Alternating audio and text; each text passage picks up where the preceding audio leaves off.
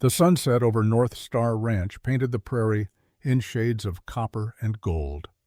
I sat in my rocking chair on the porch, watching three children chase each other across the yard. Their laughter carried on the evening wind, clear as church bells. The oldest boy had his father's dark hair. The little girl had her mother's determined chin. The youngest, barely walking, toddled after his siblings with pure joy on his face. A young man sat across from me, notebook in hand.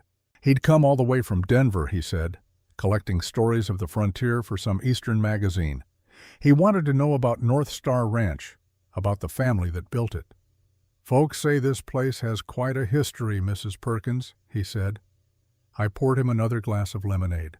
My hands were spotted with age now, but steady enough. "History?" I said.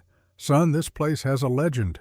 The wind shifted, carrying the scent of sage and distant rain. I could feel the story rising in my chest, the way it always did when someone asked. 10 years had passed since that spring, but I remembered every detail. Some things you don't forget. "Pull your chair closer," I told him. "This'll take some time." He did, pencil ready. "The spring of 1876, I began. That was the year Quinn Northrup rode into Redemption Springs and came home with two sisters who'd been sold like cattle on the auction block. Folks in town thought he'd lost his mind. Truth is, I wondered the same thing when I saw them climb down from his wagon that first evening." The young writer's eyes widened. "Sold? You mean—" "I mean exactly that," I said. "Dead auction. Legal as Sunday church back then, and just as cruel as slavery no matter what they called it." I took a breath, feeling the weight of memory. "But I'm getting ahead of myself," I continued. "To understand what Quinn did that day, you need to know about Alice. You need to know about the promise he made at her grave. And you need to know that sometimes the Lord works in ways that look like madness until you see how the story ends." The children's laughter rang out again. I glanced toward the house and saw Quinn emerge, older now, but still with that quiet strength. His wife Molly followed, slipping her hand into his. They stood together, watching their children, and something in my chest squeezed tight. "That right there?" I said, nodding toward them. "That almost didn't happen." The writer leaned forward. "It starts," I said, "with a grave on the empty prairie, and a young man making a promise he had no idea would change 4 lives forever." March 1870. 6 years before the day that changed everything. The wind across the Wyoming Territory that afternoon carried the smell of coming rain. Quinn Northrup stood alone in a small cemetery on the edge of Redemption Springs, hat in his hands, looking down at fresh-turned earth. He was 24 years old, too young to feel this old. The wooden cross bore simple words: Alice Marie Northrup, 1848 to 1870, beloved sister. The grave digger had done good work. The plot was square and neat. Wildflowers already pushed up through the disturbed soil, as if the prairie itself was trying to comfort the dead. Quinn knelt and placed a handful of Indian paintbrush on the grave. Red petals, Alice's favorite color. His sister had been dead 3 weeks. He'd only learned about it 2 days ago. The telegram had found him in Colorado at the end of a 3-month cattle drive. 10 words that stopped his heart. Alice dead, stop. Come home, stop. So sorry, stop. He'd ridden for 48 hours straight, changing horses twice, pushing through exhaustion and spring storms. By the time he reached Redemption Springs, Alice was already in the ground. The guilt sat in his chest like a stone. Mrs. Henderson from the boarding house had been the one to tell him the truth. She'd sat him down in her parlor, pressed a cup of coffee into his shaking hands, and spoke in the gentle voice people use for unbearable news. "Your sister's husband was not a kind man, Quinn." That was how she'd started. And then the rest came tumbling out. How Alice's marriage, arranged through that respectable agent from back east, had turned into a nightmare. How the man drank. How he raged. How he treated Alice less like a wife and more like property he'd purchased. "She wrote you letters," Mrs. Henderson said, "begging you to come home, but by the time they would have reached Colorado, you were already on your way back." Quinn had sat there, coffee going cold in his hands, listening to how his sister had grown desperate. How she'd become a ghost in her own house. How one morning her husband found her in the barn, a rope around her neck, all the suffering finally over. She was 22 years old, Mrs. Henderson said, tears in her eyes. Same age as when your mama died birthing her. Now Quinn stood at her grave, and the rage and grief were so tangled together he couldn't tell where one ended and the other began. He'd failed her, plain and simple. He'd been 12 when their father fell from a horse and broke his neck. Alice had been 8. In one day, they'd become orphans.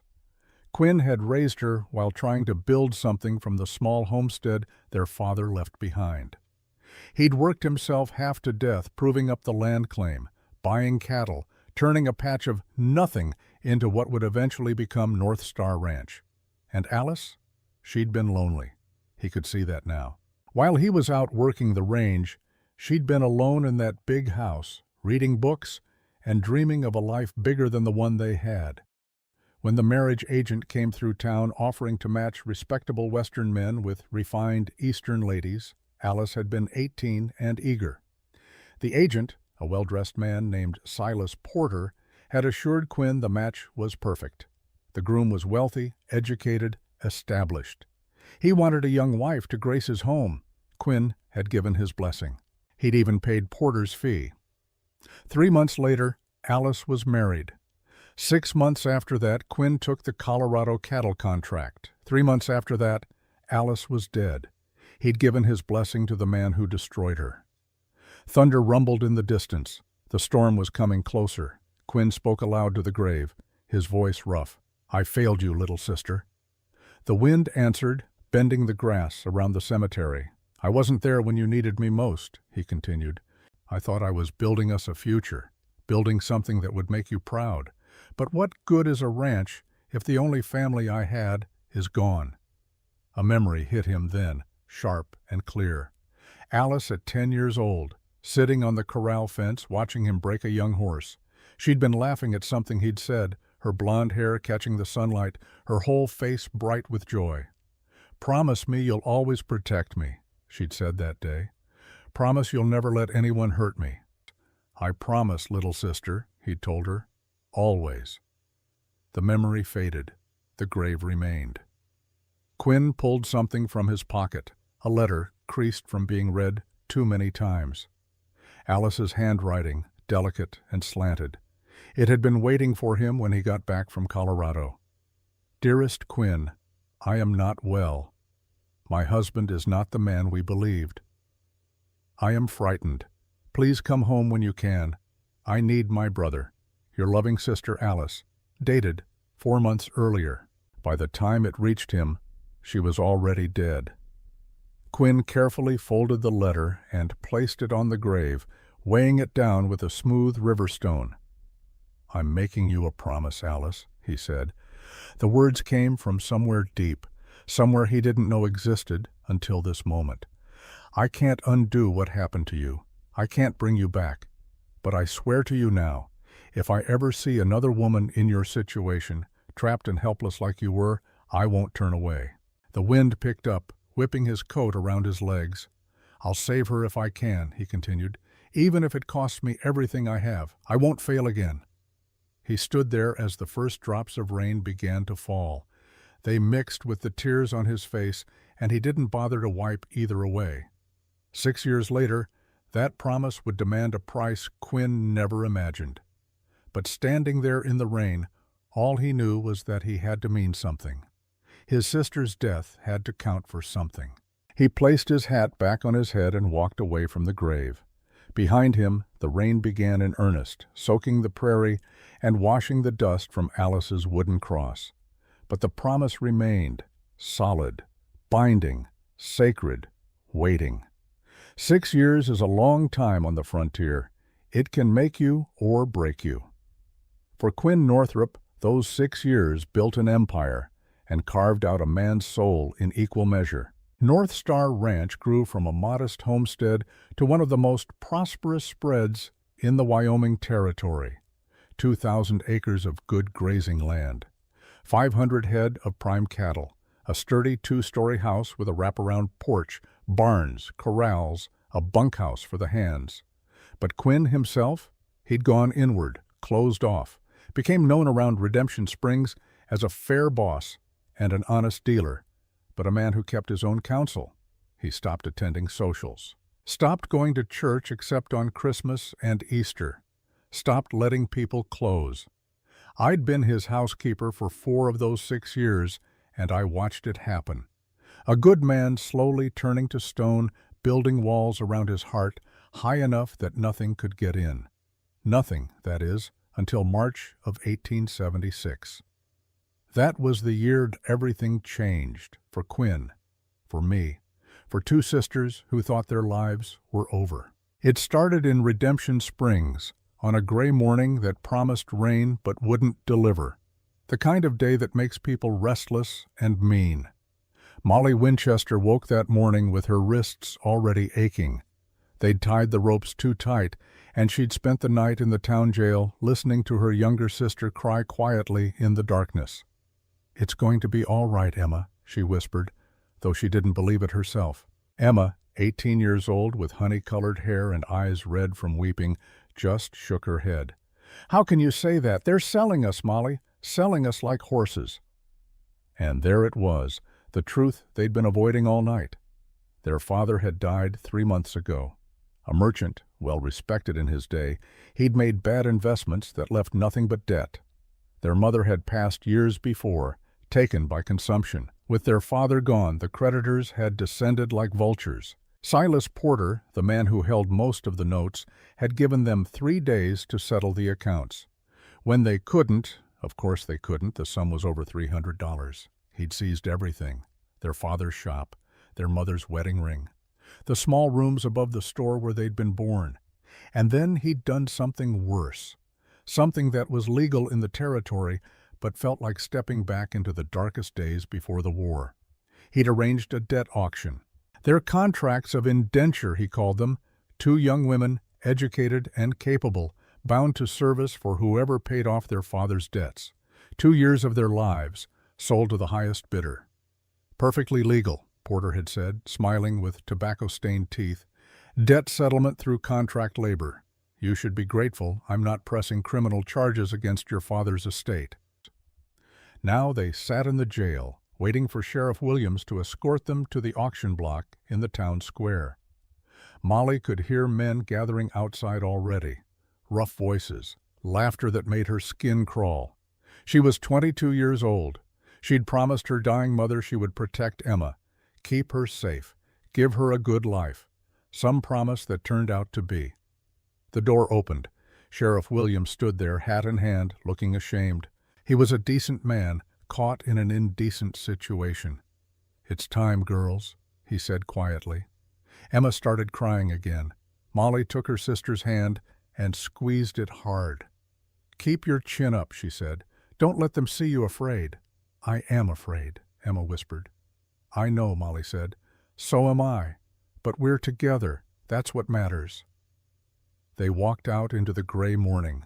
The town square was already crowded with men, ranchers, cowboys, drifters, merchants. Some looked curious. Some looked hungry. All of them looked at the sisters like they were livestock being brought to market. A crude wooden platform had been erected in front of the general store. Silas Porter stood on it, dressed in his expensive suit, looking pleased with himself. He'd make a commission on this sale. That's all the sisters were to him. Profit. The sheriff led them up onto the platform. Someone in the crowd whistled. Molly felt her face burn with shame, but she kept her back straight and her eyes forward. Porter tied their wrists with rope, binding them together. The rough hemp bit into Molly's skin. Emma was shaking so hard Molly could feel it through the rope. "Now then, gentlemen," Porter's voice boomed across the square, "let's get down to business." The auction was about to begin. Quinn Northrup hadn't planned to go into town that day. He'd been out in the south pasture since dawn, checking on the spring calves. Good strong stock this year, which meant good profit come fall. Thomas, his foreman's son, was with him, and they'd spent the morning riding the fence line and discussing which heifers to keep for breeding. It was Thomas who mentioned the auction. Town's got a big to-do this morning, the young man said, adjusting his hat against the wind. Debt auction, I heard. Some merchant died and left his daughters with nothing but bills. Quinn had felt something cold settle in his stomach. Debt auction? Yeah. You know, selling off contracts to pay creditors. Don't see it much anymore, but it's still legal. Porter's running it. The name Porter hit Quinn like a fist. He'd heard that name recently. Where? Then he remembered. A year ago, maybe 2, someone had mentioned that Silas Porter had moved to Redemption Springs, set himself up as a creditor and loan agent. Quinn had paid it no mind at the time. But now, sitting on his horse with the prairie wind in his face, he felt Alice's grave calling to him across 6 years and 20 miles. If I ever see another woman in your situation, trapped and helpless like you were, I won't turn away. What time's the auction? Quinn heard himself ask. Thomas looked surprised. Noon, I think. Why? Quinn didn't answer. He was already turning his horse toward town. He rode hard, pushing his gelding faster than he should have. The miles disappeared beneath him. His mind was racing faster than the horse's hooves. Porter. The same Porter who'd arranged Alice's marriage? It had to be. How many Silas Porters could there be working as marriage agents and creditors in the Wyoming Territory? And if it was the same man, if he was running a debt auction, selling young women's contracts? Quinn's jaw clenched so hard it hurt. He reached Redemption Springs just before noon. The town square was packed with people, mostly men, all gathered around a platform in front of the general store. Quinn pushed through the crowd, not caring who he jostled. And then he saw them, 2 young women on the platform, wrists bound together with rope. The older one had dark hair and proud eyes that were trying desperately not to show fear. The younger was blonde, delicate, crying quietly. Quinn's vision narrowed. For just a moment he saw Alice standing there instead, Alice in her wedding dress, about to marry a man who would break her spirit and take her life. The older sister, Molly, he heard someone say, was looking out over the crowd with a mixture of defiance and terror. She was trying to protect the younger one, angling her body to shield her sister from the worst of the stares, and standing on the platform beside them, running the auction with a voice like honey over poison, was Silas Porter, 6 years older, still wearing expensive clothes, still smiling that same smile. 2 fine specimens of womanhood here, gentlemen, Porter was saying. Educated girls from back east. The older one can cook, clean, and read. The younger one's good with a needle and has a sweet singing voice. Bidding starts at $50 for the pair. $50 for 2 human lives. Quinn's hands clenched into fists. Do I hear 50? Porter called out. 60, shouted a red-faced man with a tobacco-stained beard. Quinn recognized him, a rancher from up north with a reputation for working his help half to death. 75, called another voice. The older sister, Molly, was blinking back tears, but her chin was high. Even terrified, even humiliated, she wouldn't break. There was steel in her spine. Quinn found himself moving forward without deciding to. His body knew what to do before his mind caught up. $100, he said, his voice cutting through the crowd. The bidding stopped. Heads turned. People stepped aside as Quinn walked toward the platform, and he saw Porter's eyes widen in recognition. Well, well, Porter said, recovering quickly. Quinn Northrup? Haven't seen you at an auction in years. Quinn didn't respond. He was looking at the sisters. The younger one, Emma, had stopped crying and was staring at him with desperate hope. The older one, Molly, was studying him with intelligent eyes, trying to figure out if he was salvation or just a different kind of danger. I've got 100 from Mr. Northrup, Porter announced. Do I hear 125? 150, the red-faced rancher called, glaring at Quinn. Quinn met the man's eyes until he looked away. Then he turned back to Porter. 200, Quinn said calmly. A murmur ran through the crowd. 200 was serious money. More than most men saw in half a year. 200 once, Porter said, his eyes gleaming. Do I hear 225? 250, someone called from the back, desperate, angry. Quinn didn't even look to see who it was. $300, he said, and not a penny more. The crowd fell silent. $300 was a fortune. It was madness. Everyone there knew it. Porter's smile widened. He knew he had Quinn trapped between honor and bankruptcy, and he was enjoying it. $300, Porter repeated slowly. Going once, going twice. No one else bid. No one else could. The gavel came down with a crack that echoed across the square. Sold, Porter declared, to Quinn Northrop of North Star Ranch. Quinn felt something settle in his chest. It wasn't peace exactly, more like the feeling you get when you've jumped off a cliff and there's no going back, only the long fall ahead. He walked up to the platform, pulled out his leather money pouch, and counted out $300 in gold and silver coins. Porter took it with greedy hands, quickly counting it himself before signing the papers that transferred the sisters' contracts. "Pleasure doing business with you, Northrop," Porter said quietly so only Quinn could hear. "Though I'm surprised to see you here. Thought you learned your lesson last time about buying people's futures." Quinn's hand shot out and grabbed Porter's wrist before he could stop himself. "If you ever," he said, his voice deadly quiet, "arrange another sale like this, I'll make sure everyone in the territory knows exactly what kind of man you are." Porter pulled his hand free, his smile gone. "It's all legal, Northrop. Contracts, debts, the law." "So was what you did to my sister," Quinn said. "Doesn't make it right." He turned away before he did something he'd regret. The sisters were watching him now, bound and frightened on the platform. Quinn pulled out his knife and carefully cut the ropes from their wrists. The older one, Molly, rubbed at the red marks the hemp had left, her eyes never leaving his face. "Water," Quinn said to no one in particular. Thomas appeared with canteens. Both sisters drank gratefully, Emma nearly choking in her hurry. Quinn waited until they'd finished. Then he met Molly's eyes directly.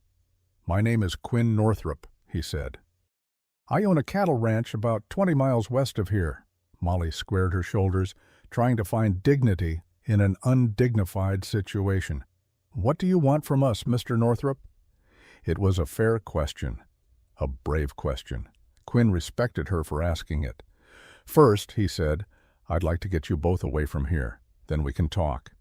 He saw the calculation in her eyes, trying to decide if he was better or worse than the alternatives, trying to protect her sister while having no power to do so. "My sister and I won't be separated," she said, her voice steadier than her hands. "I wouldn't dream of it," Quinn replied. "And we won't." She struggled for words that wouldn't shame her further. Understanding dawned on Quinn, followed by anger, not at her, but at a world that made her have to ask such questions. "Miss Winchester," he said gently, "I bought your contracts to keep you from men who would abuse your circumstances. You'll both have a home with me as paid help, nothing more." Emma, who'd been silent through all of this, looked up with red-rimmed eyes. "You mean we'd be safe?" Quinn's expression softened. "Yes, miss, you'd be safe." Molly remained suspicious. He could see it in the set of her jaw. "Why would you do this? $300 is a fortune just for household help." Quinn looked away, across the dusty street to the distant prairie beyond. How could he explain about Alice? About promises made at graves? About guilt that wouldn't let him sleep at night? "Let's just say," he said finally, "I've seen too many good people destroyed by bad fortune. My wagon's this way, if you're ready to leave this place behind." The sisters exchanged glances. Some silent conversation passed between them. Then Molly nodded once, making the choice for both of them. They followed Quinn through the crowd to where his wagon waited. Thomas was already there, holding the reins, looking at his boss with new respect and maybe a little concern. "Thomas, this is Miss Molly Winchester and her sister, Miss Emma," Quinn said. "Ladies, this is Thomas Davis. His father is my foreman." Thomas nodded respectfully to each of them. Quinn helped them into the back of the wagon, where clean blankets had been spread over fresh hay. "It's not the most comfortable journey," Quinn said, "but we should reach the ranch by nightfall." As the wagon pulled away from Redemption Springs, Quinn looked back once. Silas Porter was watching from the platform, counting his commission money and smiling that same smile he'd worn 6 years ago when he'd arranged Alice's marriage. But this time, Quinn thought, the ending would be different. This time, he wouldn't fail. The promise he'd made at his sister's grave was being kept. Whether these two women knew it or not, they'd just been saved from a fate that had destroyed Alice. Now all Quinn had to do was figure out what came next. The wagon rolled westward toward North Star Ranch, carrying 2 frightened sisters, a determined rancher, and the ghost of a promise 6 years in the making. Behind them, Redemption Springs disappeared into the prairie dust. Ahead lay everything else. 6. The wagon rolled west through endless prairie, and Molly Winchester sat rigid in the back, watching their purchaser ride alongside on a handsome chestnut gelding. That's what they were now. Purchased. Like furniture or livestock. The thought made her sick, but she swallowed it down. Falling apart wouldn't help Emma, who sat pressed against her side, exhausted from crying. The younger girl had finally drifted into an uneasy sleep, her head on Molly's shoulder. Quinn Northrup rode with easy confidence, at home in the saddle in a way that spoke of years in open country. He was tall, broad-shouldered, with dark hair that curled slightly at his collar. His face was weathered by sun and wind, and there were lines around his eyes that could have been from squinting into bright skies or from carrying too much sorrow. Molly couldn't tell which. He hadn't spoken much since they left town, just pointed out the wagon, helped them in with careful hands that never lingered, and started the journey. Thomas drove the wagon while Quinn rode guard. Guard against what, Molly wondered? Or was he guarding them, keeping them from running? Not that they had anywhere to run to. The prairie stretched out in all directions, bigger than anything Molly had imagined. She'd grown up in towns, first back east, then in Redemption Springs after her father's business ventures had moved them west. She'd never seen land this open, this vast. It made her feel small and exposed.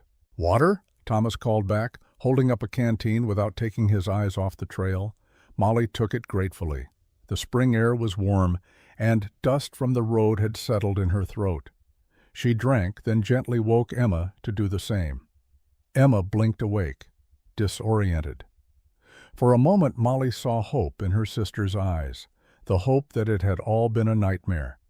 Then reality settled back in, and Emma's face crumpled. "I know," Molly whispered, pulling her close again. "I know." Quinn glanced back at them, and Molly met his eyes. He looked away first, but not before she saw something in his expression. Concern, maybe, or pity. She didn't want either.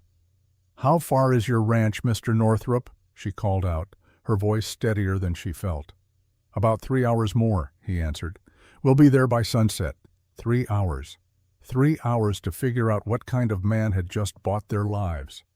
Molly studied him as they traveled.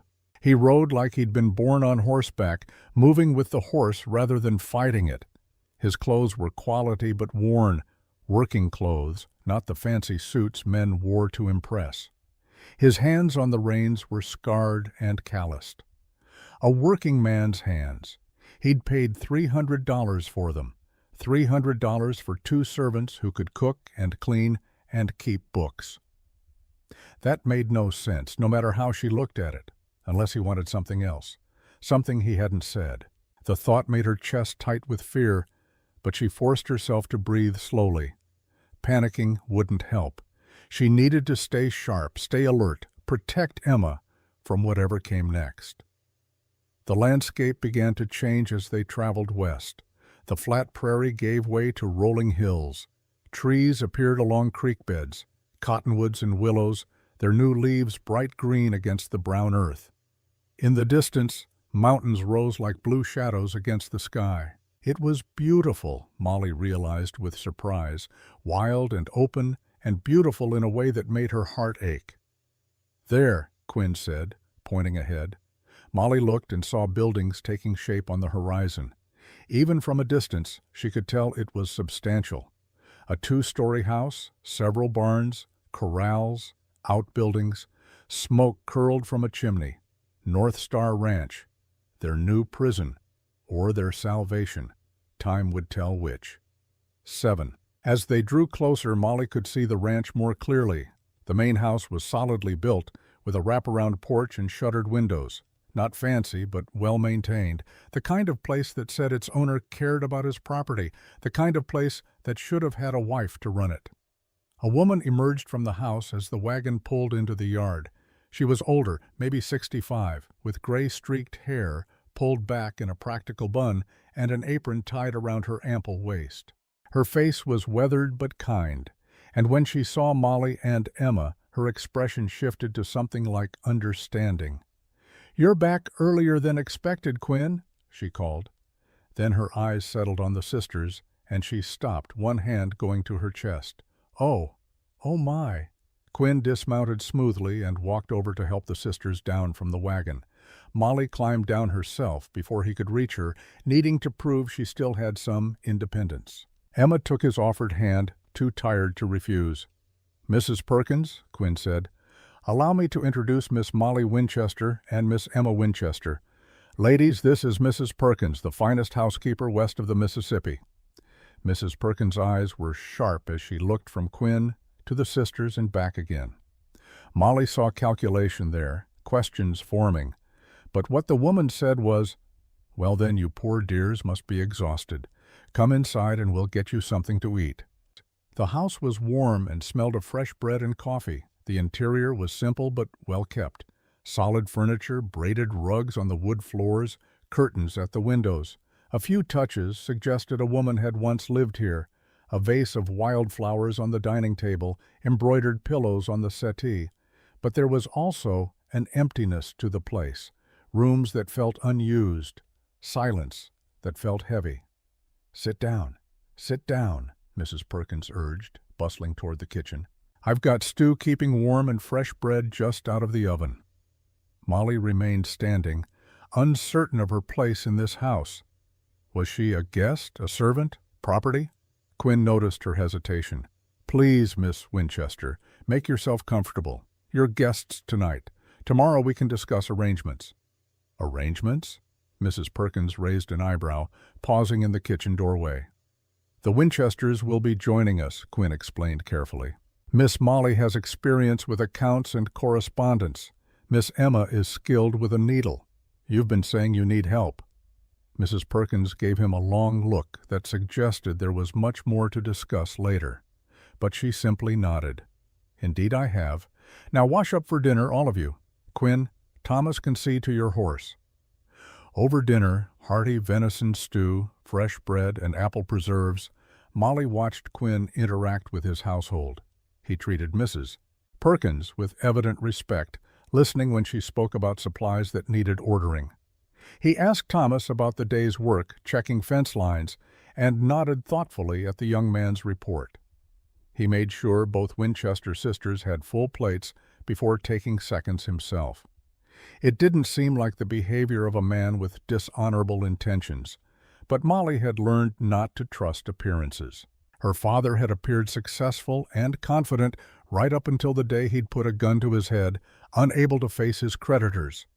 Silas Porter appeared respectable while selling women like cattle. Appearances meant nothing. After dinner, Mrs. Perkins led them upstairs to a clean, modest bedroom. "You'll share for now," she explained. "Once we've cleared out the small room at the end of the hall, Emma can move there if you wish." The room contained a sturdy double bed with a patchwork quilt, a washstand with pitcher and basin, and a small dresser. A colorful rag rug covered part of the wooden floor, and white curtains framed the window. "It's lovely," Emma said, her voice brightening for the first time that day. Mrs. Perkins patted her hand. "There are nightgowns in the dresser. They might be a bit large, but they're clean. We'll see about getting your own things tomorrow." "We don't have any things," Molly said quietly. "Everything was seized with our father's property." The older woman's face softened with sympathy. "Well then, we'll just have to start fresh, won't we? There's plenty of fabric in the sewing room, and I imagine between us we can outfit you both properly." After Mrs. Perkins left, Emma sat on the edge of the bed and ran her hand over the quilt. "It's nicer than I expected," she admitted. "Don't get comfortable," Molly warned. "We don't know what he really wants yet." Emma looked at her sister with tired eyes. "He seems kind, Molly. Maybe—" "Kind men don't spend $300 on servants," Molly interrupted. "There's something more going on. We just don't know what yet." 8. That night Molly lay awake long after Emma fell asleep. The bed was soft, softer than the thin pallet they'd shared in the cramped room behind their father's shop after they'd lost their home. The house was quiet except for normal settling sounds, wood creaking, the distant call of an owl, the whisper of wind through the eaves. She should have felt safe. Instead, she felt like she was waiting for something terrible to happen. Through the window, she could see stars scattered across the vast prairie sky. More stars than she'd ever seen in town, where lamplight washed them out. They were beautiful and indifferent, these stars. They didn't care about debt auctions or broken families or young women sold to strangers. A movement outside caught her eye. Quinn, walking across the yard toward a small fenced area she hadn't noticed before. He was carrying something. Flowers, maybe? He stopped at what looked like a grave and knelt down.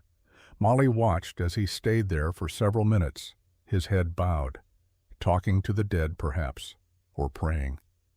Then he stood, brushed off his knees and walked back toward the house. Who was buried there? And why did Quinn visit the grave at night?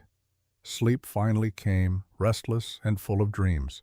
Her father's face, disappointed and ashamed. Her mother's voice, weak with illness. "Promise me you'll take care of Emma." The sound of Porter's gavel falling, the feel of rope cutting into her wrists. She woke gasping in the gray light before dawn, Emma still sleeping peacefully beside her. Molly's heart was racing, and for a moment she couldn't remember where she was. Then it came back. North Star Ranch, Quinn Northrup. 2 years of servitude stretched ahead.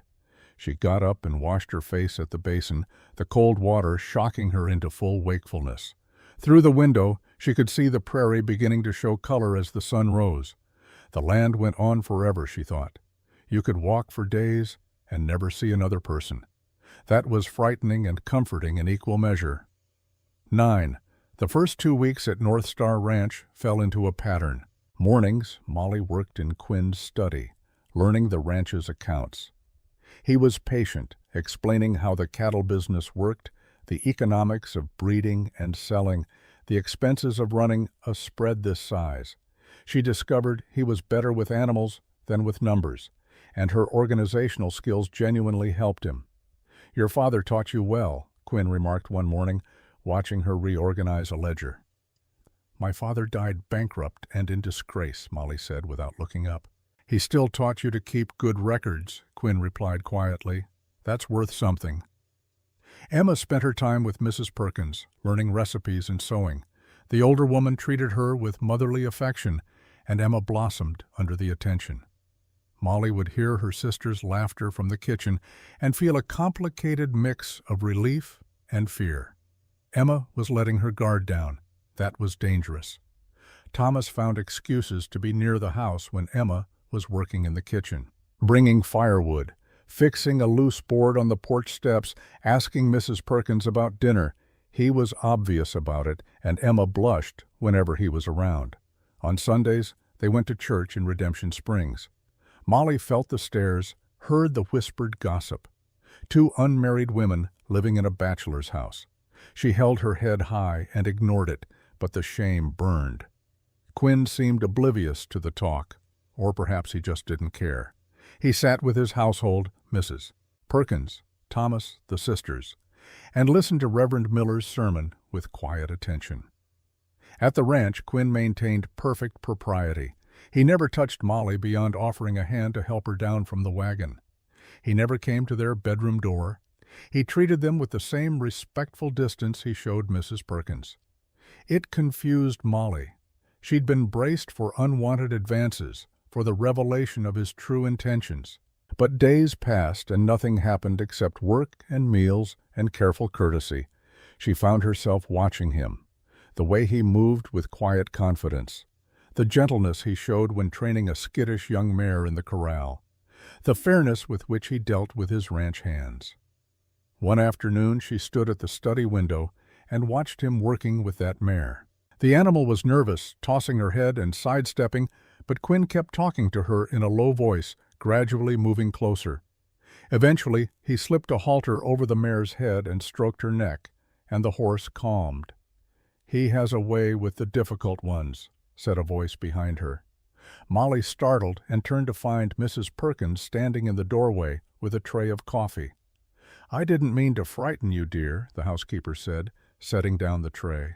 "I thought you might need refreshment." "Thank you," Molly said, moving away from the window, feeling as though she'd been caught doing something improper. Mrs. Perkins poured coffee for both of them and settled into a chair. "Quinn has always been good at seeing past fear to the heart of things," she said. "It's what makes him a fine rancher. And a good man, despite what he might tell you." Molly wrapped her hands around the warm cup. "He mentioned a sister once. He said she died." The older woman sighed. "Alice. She was younger than Quinn by 4 years. Their mother died birthing her, and their father wasn't much for raising children. Quinn practically raised Alice himself. What happened to her?" Mrs. Perkins was quiet for a moment. "She married badly," she said finally. "And when things went wrong after her husband's death, Quinn wasn't there to help her. He's never forgiven himself."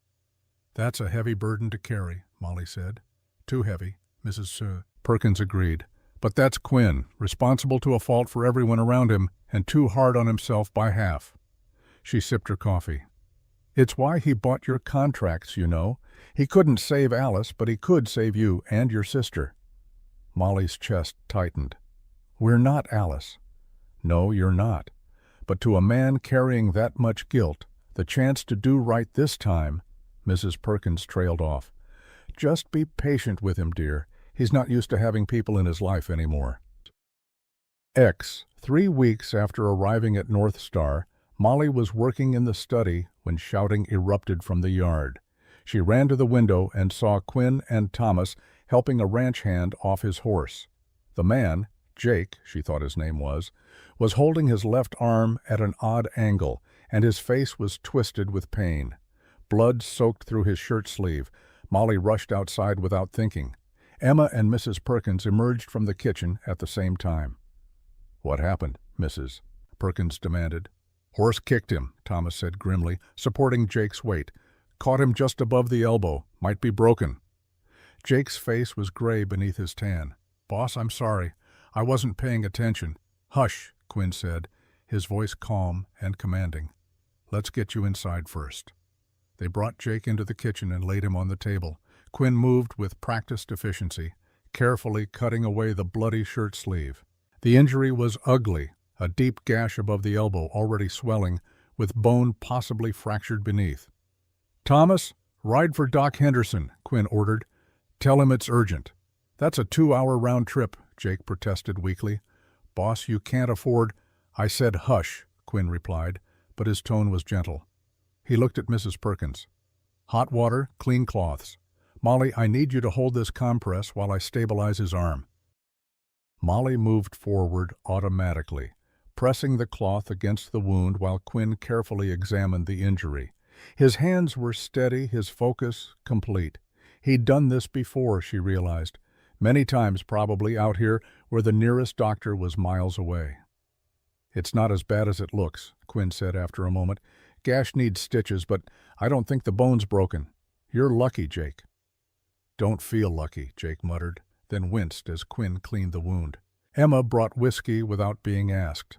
Quinn gave Jake a long drink, then poured some over the injury. Jake cursed creatively. "I know," Quinn said, "but infection out here will kill you faster than the injury. Bear with me." While they waited for the doctor, Quinn stitched the wound with neat, precise movements. Jake gritted his teeth through it, the whiskey helping but not enough. Molly found herself holding the man's good hand, squeezing it when the pain got bad. When it was done and Jake was bandaged and dosed with laudanum from Mrs. Perkins' medicine chest, Quinn helped Thomas move him to a cot in the bunkhouse. "Get some rest," Quinn told Jake. You're on light duty until Doc Henderson says otherwise, and don't worry about your wages. You'll get full pay while you heal." Jake's eyes filled with tears. "Boss, I can't ask you to—" "You didn't ask," Quinn said. "I'm telling you. You're family here, Jake. We take care of our own." After the doctor arrived and confirmed Quinn's assessment, Molly found herself standing on the porch watching the sun set over the prairie. Her hands were still shaking slightly from the adrenaline. Quinn came out and stood beside her, keeping a respectful distance. They stood in silence for a while, watching the sky turn orange and pink and purple. "You did well in there," Quinn said quietly. "Steady hands, no panic." "I was terrified," Molly admitted. "Being brave doesn't mean not being afraid," he said. "It means doing what needs doing anyway." She looked at him, then really looked at him. "You were very kind to Jake. The doctor's fee, the wages while he heals." Quinn shrugged. "He's a good man. Got hurt doing his job. It's the right thing to do." "Most ranchers wouldn't," Molly said. "Most would dock his pay, or worse." "Then most ranchers are fools," Quinn replied. "Loyalty works both ways. I take care of my people, they take care of the ranch. Simple mathematics." But it wasn't simple, Molly thought. It was character. It was the kind of man who'd pay $300 to save two strangers from a debt auction. "Thank you," she said, "for what you did today, for what you did at the auction, for—" She gestured helplessly, unable to find words for everything. Quinn looked uncomfortable. "I did what needed doing, nothing more."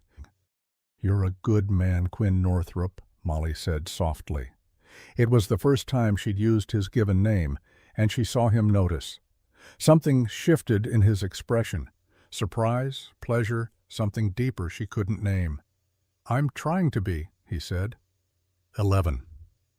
That night Molly lay awake again, but this time her mind was full of different thoughts. She'd spent 3 weeks waiting for Quinn to reveal his true intentions, waiting for the moment when he'd demand something in return for his generosity, waiting for the trap to spring. But what if there was no trap? What if he really was just good? The thought was terrifying in its own way, because if Quinn Northrup was genuinely honorable, if he'd saved them out of pure decency, then everything Molly had believed about the world was wrong. And if she let herself trust him, really trust him, and was wrong, the fall would destroy her. Emma stirred beside her in the darkness. "Molly," she whispered, "are you awake?" "Yes." "I like it here," Emma said. "Is that wrong? After everything that happened, is it wrong to feel safe?" Molly pulled her sister close. "No, sweetheart, it's not wrong." "Do you feel safe?" Did she? Molly honestly didn't know. But she said, "I'm getting there." The next morning, Thomas mentioned something over breakfast that made Molly's fragile sense of security crack. "Saw Silas Porter in town yesterday," he said casually, reaching for more biscuits. "He was asking questions about you and the sisters, boss." Quinn's jaw tightened almost imperceptibly. "What kind of questions?" "Just how you were treating them, whether they were working out. Seemed real interested." Quinn set down his coffee cup with careful control. "What did you tell him?" "Nothing," Thomas said. "Figured it wasn't his business, but he seemed—" The young man struggled for the word. "Watchful, like he's waiting for something." Molly felt ice settle in her stomach. Porter! She'd almost managed to forget about him. Quinn caught her eye across the table. "It's nothing to worry about," he said. "The contracts are legal and properly transferred. He has no claim on you anymore." But the tension in his shoulders suggested he was more concerned than he wanted to admit. That afternoon, Molly was working in the study when she noticed a photograph on Quinn's desk that she'd somehow missed before. A young woman with blonde hair and a gentle smile. The resemblance to Emma was slight, but there, something in the shape of the face, the delicacy of the features. Alice, Molly thought, Quinn's sister. She picked up the photograph, studying the woman's face. Alice had died badly, Mrs. Perkins said. Married badly, then something went wrong. And Quinn had been carrying that guilt for 6 years.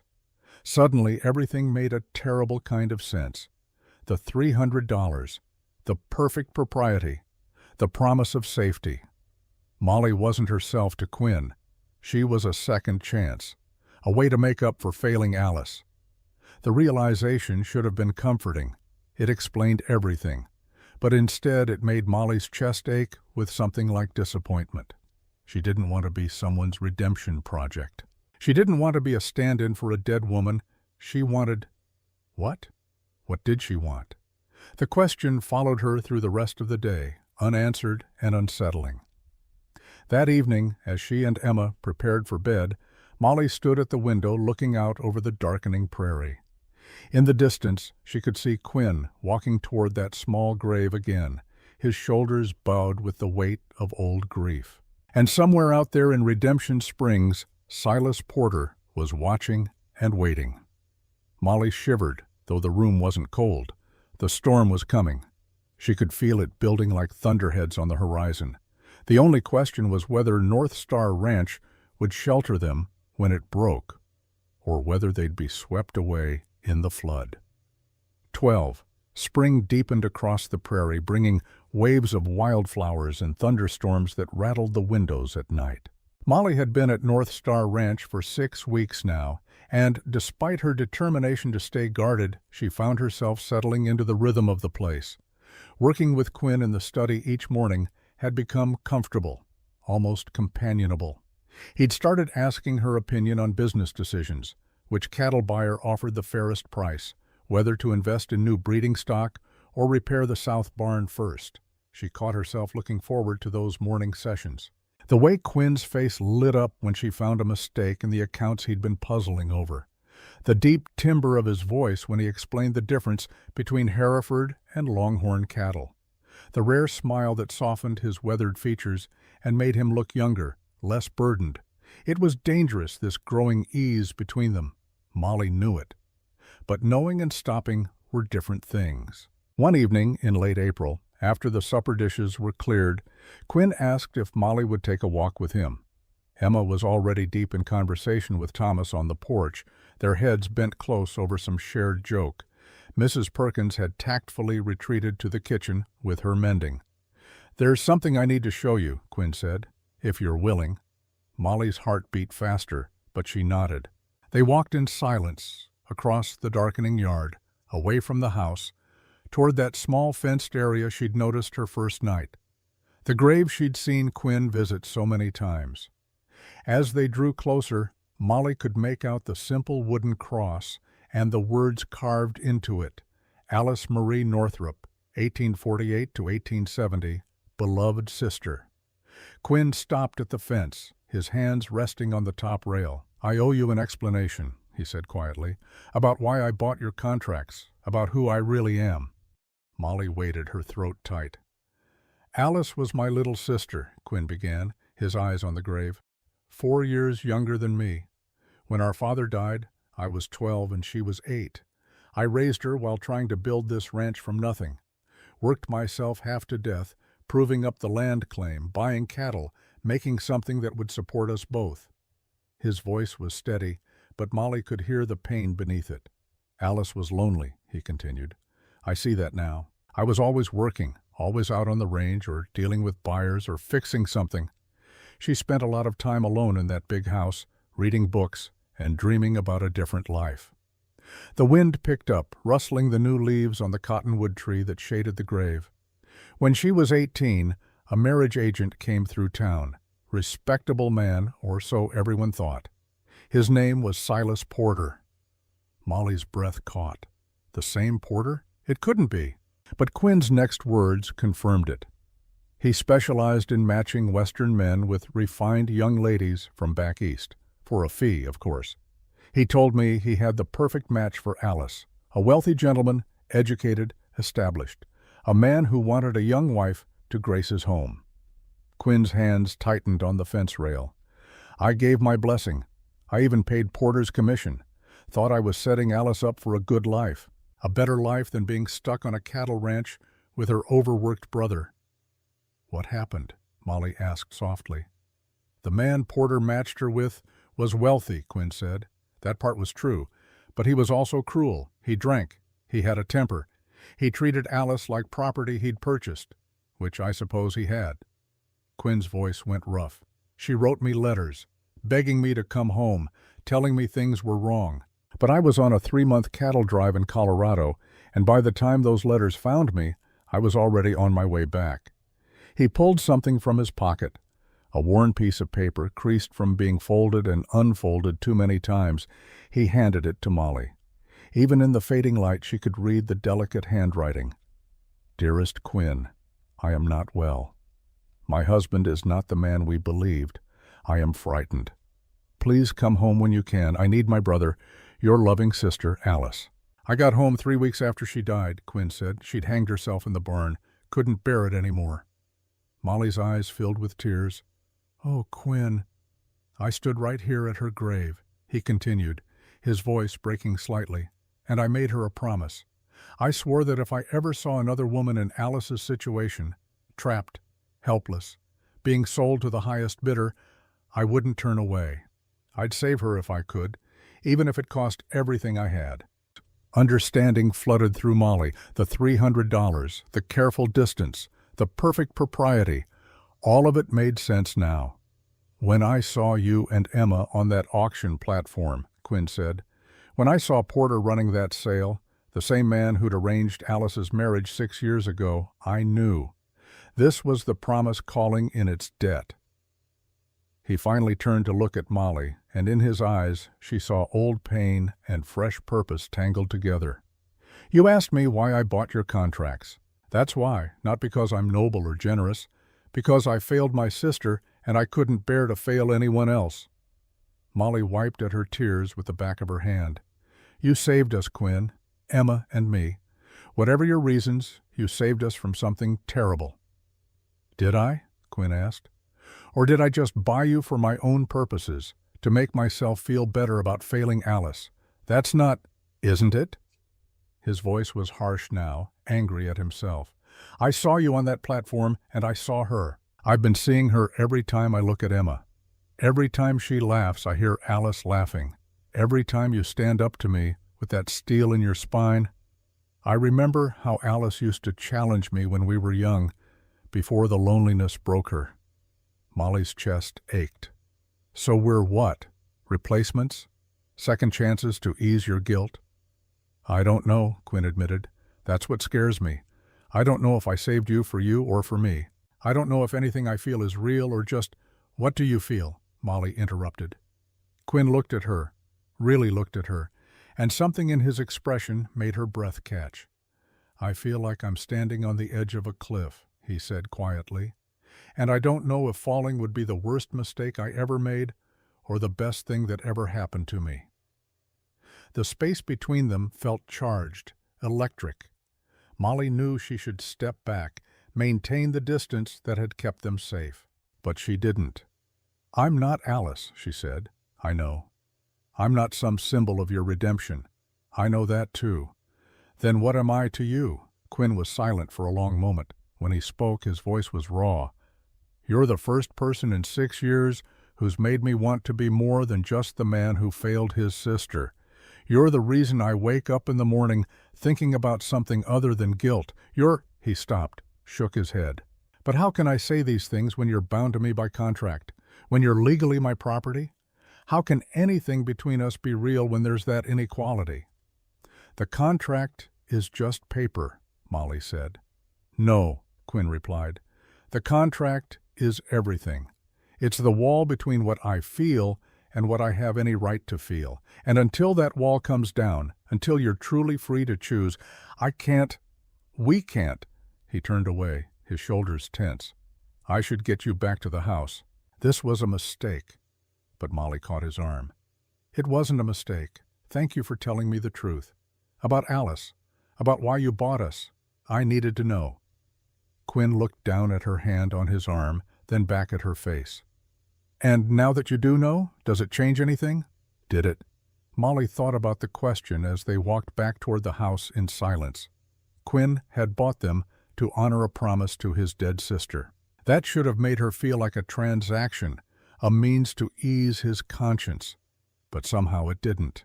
Because in trying to save them, he'd been so careful to preserve their dignity. He'd given them meaningful work, not meaningless tasks. He'd treated them with respect, not condescension. He'd maintained boundaries even when he clearly felt something more.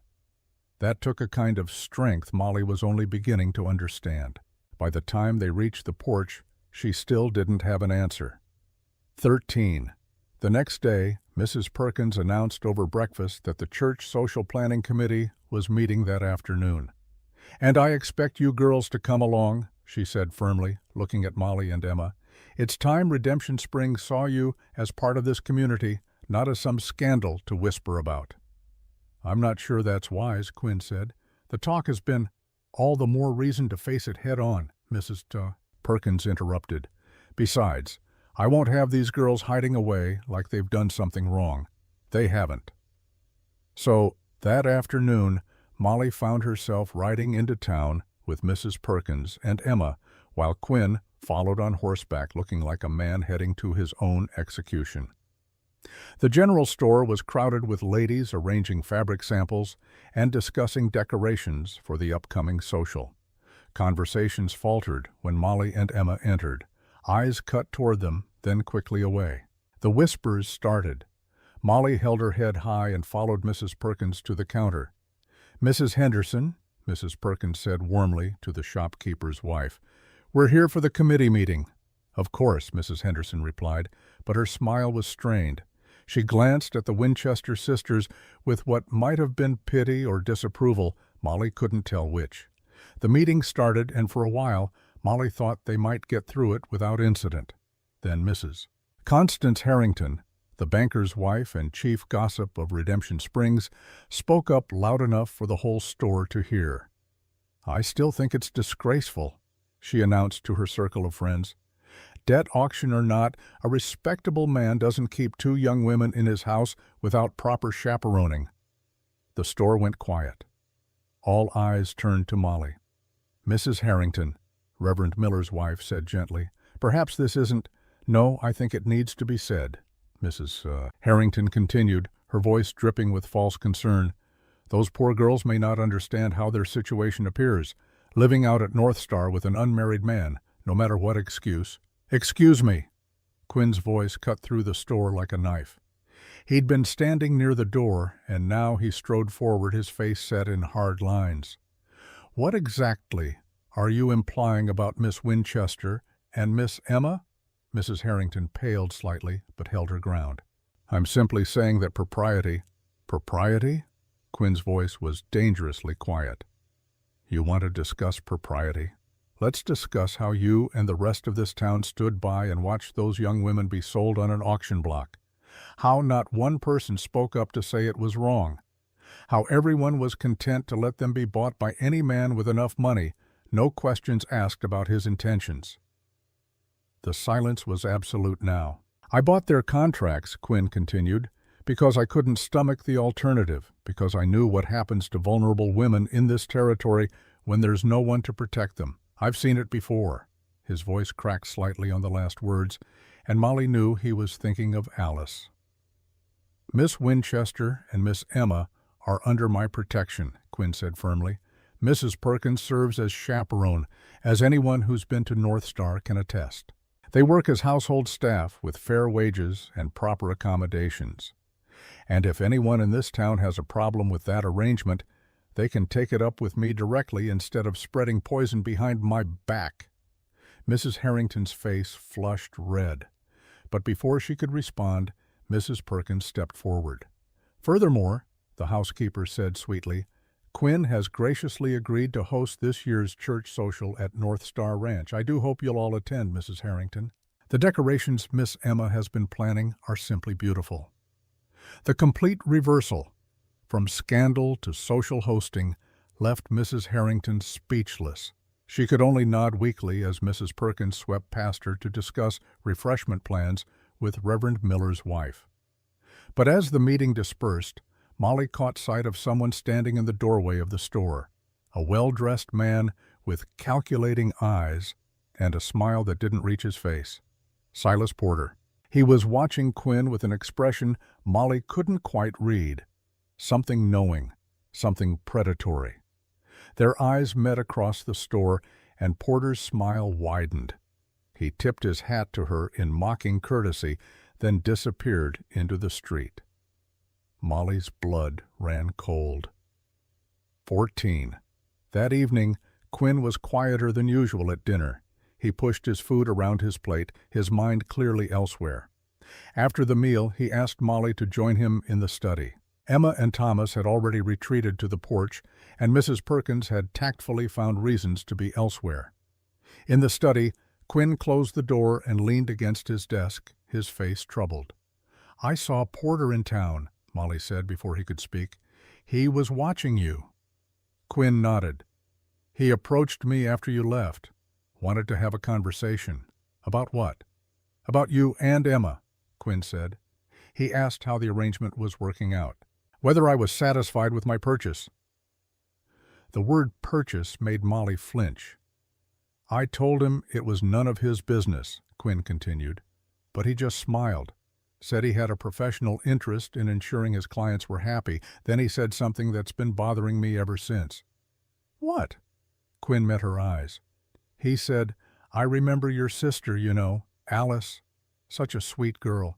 I was sorry to hear about her unfortunate end. But then, some women just aren't suited for the realities of marriage." Molly's hand flew to her mouth.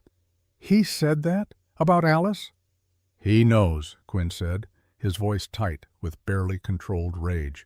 "He's known all along. Known that I'm Alice's brother. Known why I bid so high at that auction. And he's been watching, waiting to see what I'd do with you and Emma." "But why?" Molly asked. "What does he want?" "I don't know," Quinn admitted, "but a man like Porter always wants something. Money, leverage, power, something." He pushed off from the desk and paced to the window, looking out at the darkening prairie. "I've been thinking about what he said, about Alice not being suited for marriage, as if it was her fault.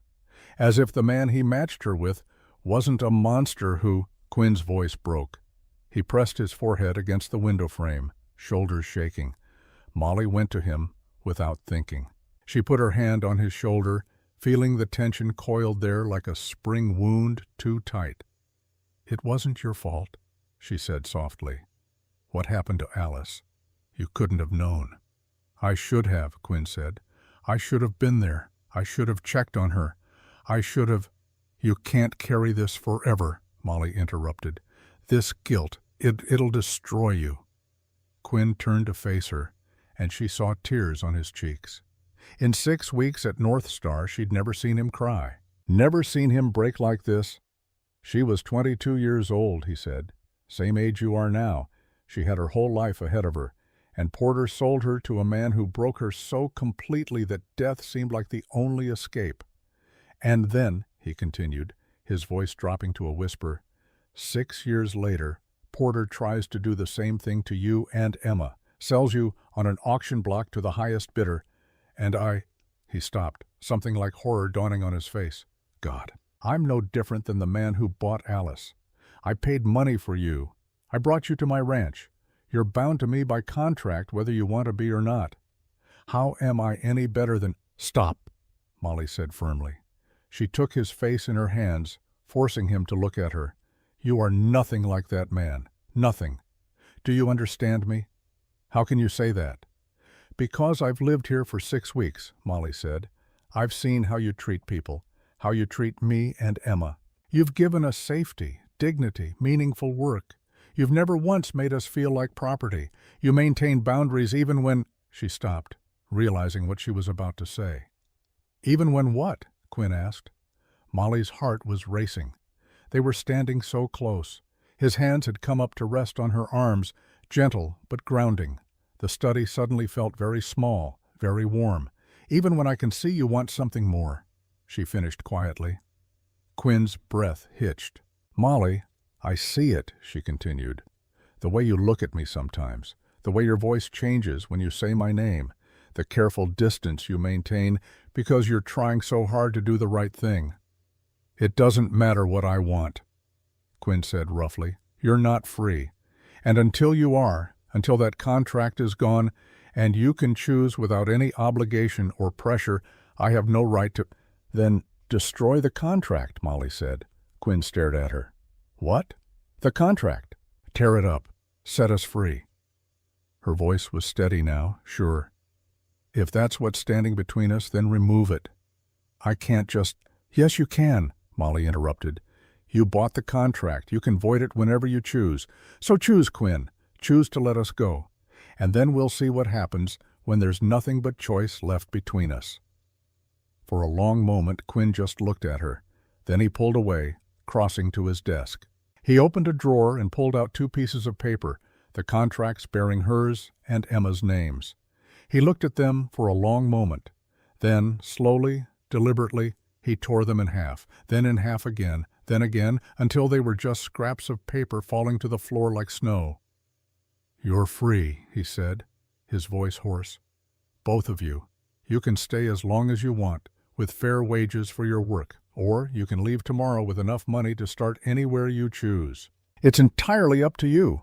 Molly stared at the torn paper on the floor. After 6 weeks of bondage, she was suddenly, unexpectedly free. The feeling was dizzying. "Why now?" she asked. "Because you were right," Quinn said. "I can't feel what I'm feeling while you're legally bound to me. I can't—" He took a breath. "I'm falling in love with you, Molly Winchester. Have been for weeks, maybe.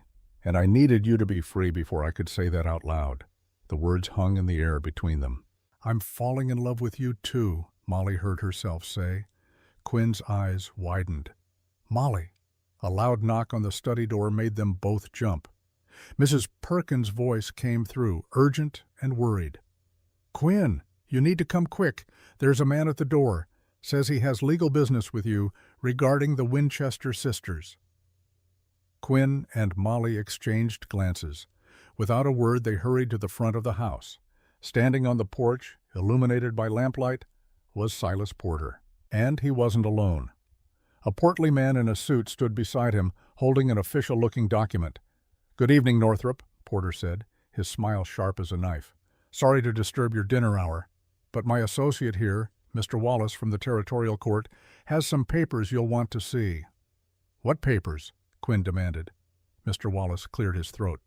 "Mr. Northrop, it's come to our attention that there may have been irregularities in the debt auction of March 16th. Specifically, questions about the legal standing of the original creditor to sell the Winchester sisters' contracts." Molly felt her stomach drop. "What are you talking about?" Quinn said. Porter stepped forward, still smiling. "What Mr. Wallace is so delicately trying to explain is that I've discovered certain discrepancies in the paperwork. It appears the contracts you purchased may not have been properly executed, which means those young ladies might still be legally bound to their original creditor, who happens to be me." "That's a lie," Quinn said, his voice dangerous. "Is it?" Porter pulled out a sheaf of papers. "I have documentation right here suggesting otherwise. Now we could go through the courts, let the lawyers fight it out. Or—" He paused, letting the word hang. "Or what?" Quinn asked. Porter's smile widened. "Or we could come to a more private arrangement.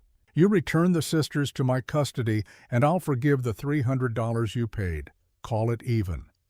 "They're not going anywhere with you," Quinn said flatly. "Then I'm afraid we'll have to let the courts decide," Porter said. "Mr. Wallace will be filing the papers tomorrow. The Winchester sisters will need to remain in Redemption Springs pending the legal proceedings. Can't have them running off before the matter's settled." He tipped his hat. "I'll be by tomorrow with the sheriff to collect them. Good evening, Northrop. Always a pleasure doing business with you." As Porter and Mr. Wallace walked away, Quinn stood frozen on the porch, his hands clenched into fists. Molly felt the world tilting beneath her, free for all of 10 minutes. And now this. "He can't do this," Emma said from behind them, her voice shaking. "Can he?" Quinn turned, and Molly saw something in his face she'd never seen before. Not just anger, not just determination, absolute, unwavering resolve. "No," Quinn said quietly. "He can't, because I won't let him." He looked at Molly, and in his eyes she saw the promise he'd made at Alice's grave burning bright as a star. "I failed Alice," he said. "I won't fail you. Whatever it takes, I'll keep you safe." Molly believed him. God help her. She believed him. But as she looked out at the darkness beyond the porch, She couldn't shake the feeling that the storm she'd been waiting for had finally arrived. And this time, she wasn't sure anyone would survive it. That night, nobody at North Star Ranch slept much. Quinn sat in his study until past midnight, going through every piece of paper related to the contracts. Molly found him there when she came down for water, surrounded by documents, his eyes red from strain and lack of sleep. "There has to be something," he muttered, not looking up. "Some way to prove Porter's claim is false." Molly set down a cup of coffee she'd brought him. "You need rest. I need to keep you safe," Quinn replied. His voice was raw. "Porter's playing some kind of game, and I can't figure out the rules." "Maybe that's because there are no rules," Molly said quietly. "Maybe he's just a cruel man doing cruel things." Quinn finally looked up at her. In the lamplight, she could see the fear beneath his determination. If the courts side with him, if they rule those contracts are still valid and you're legally his property. He didn't finish the sentence. He didn't have to. Molly knelt beside his chair. "Whatever happens, we face it together. You, me, Emma, Mrs. Perkins. We're not alone in this." Quinn's hand found hers, squeezed it tight. "I should never have torn up those contracts tonight. I should have waited, consulted a lawyer first. I let my feelings get in the way of protecting you properly." "You gave us freedom," Molly said. "Even for 10 minutes we were free. That matters. Freedom on paper means nothing if Porter can take it away," Quinn said bitterly. They sat in silence for a while, hands clasped, the weight of tomorrow pressing down on them both. Finally, Molly asked the question that had been haunting her. "Why does he hate you so much? Porter, I mean. This feels personal." Quinn was quiet for so long she thought he wouldn't answer. Then he said, "After Alice died, I confronted him, made it very clear what I thought of his matchmaking business, told him I'd spread word about what kind of man he really was, someone who profits from selling women to abusers." "What did he say?" "He laughed," Quinn said, his voice hollow. "Said I had no proof of anything, that Alice had made her own choices and suffered her own consequences. Then he said that one day I'd understand how the world really works, that everything's for sale if you know the right price." Quinn's jaw clenched. "I hit him. Broke his nose right there in the middle of the general store. Sheriff Williams had to pull me off before I killed him." Molly could picture it. Quinn's controlled exterior finally breaking, all that grief and rage pouring out in violence. "Porter left town after that," Quinn continued. "Disappeared for years. I thought I'd run him off for good, but I should have known. Men like him always come back." "And now he has," Molly said. "Now he has," Quinn agreed. "And he's had 6 years to plan his revenge." 16. Morning came too soon, gray and threatening rain. Sheriff Williams arrived at North Star just after breakfast, looking deeply uncomfortable. Behind him rode Porter and the lawyer, Mr. Wallace. "Quinn," the sheriff said, dismounting slowly, "I'm sorry about this. I truly am. But I've got court orders here." He held out a document. Quinn took it, his face unreadable, and scanned the legal language. "This says Miss Winchester and Miss Emma need to remain in Redemption Springs pending legal proceedings," Quinn said. "It doesn't say they have to go with Porter." "Well, no," Sheriff Williams admitted, "but Mr. Porter here has offered to house them at the boarding house until—" "Absolutely not," Quinn said flatly. "If they need to be in town, they can stay with Reverend Miller and his wife. I'll pay for any accommodations." Porter smiled his cold smile. "I'm afraid the good Reverend's home is already quite full. His wife's sister is visiting with her 3 children. But Mrs. Henderson's boarding house has 2 lovely rooms available. I've already arranged—" "No," Molly said, stepping forward. She'd been listening from the porch, and now she moved to stand beside Quinn. "I won't go anywhere with you, mister."